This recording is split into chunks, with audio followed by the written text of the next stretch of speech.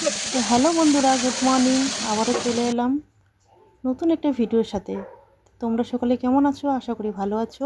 আমিও ভালো আছি। আজকে হলো সানডে। ভাতগুলো আমি তাড়াতাড়ি বসিয়ে দিয়েছি দুপুরের রান্না। তো আজকে হলো রবিবার।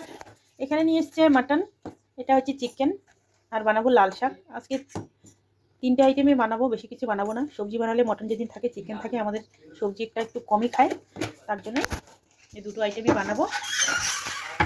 চলো রান্নাটা সেরে ফেলি, পরে দেখা হচ্ছে একটু বাদে। এখানে আমি নিয়ে নিয়েছি পেস্ট করে আদা রসুন কাঁচা লঙ্কা। পেঁয়াজটা আমি পেস্ট করিনি। আর এখানটা আমি নিয়ে নিয়েছি গোটা গরম মশলা, দালচিনি, লং, স্টার গরম মশলা, তেজপাতা, ছোটো এলাচ আর জায়ত্রী। আজকের মাটনটা আমি একদমই অন্যরকমভাবে বানাবো ভাবছি। তো এখানে আমি পেঁয়াজ কুচিয়ে রেখে দিয়েছি। পেঁয়াজটা আমি মাংসের মধ্যে দিয়ে দিলাম। এর সাথে দিয়ে দিব নুন, হলুদ, জিরে পাউডার, শুকনো লঙ্কার গুঁড়ো দিয়ে একসাথে ভালো করে ম্যারিনেট করে রেখে দিব। তার সাথে আমি তেলও দিয়ে দিলাম, দেখতেই পাচ্ছ। আর এখানে দেখে মনে হচ্ছে লঙ্কার গুঁড়ো অনেকটাই দিয়েছি। লঙ্কার গুঁড়ো আমি অনেকটা দিইনি, সামান্য দিয়েছি। আমি যেহেতু এখানটায় আদা রসুনের সাথে কাঁচা লঙ্কা পেস্ট করে নিয়েছি, তাই সামান্য লঙ্কার গুঁড়ো দিয়েছি।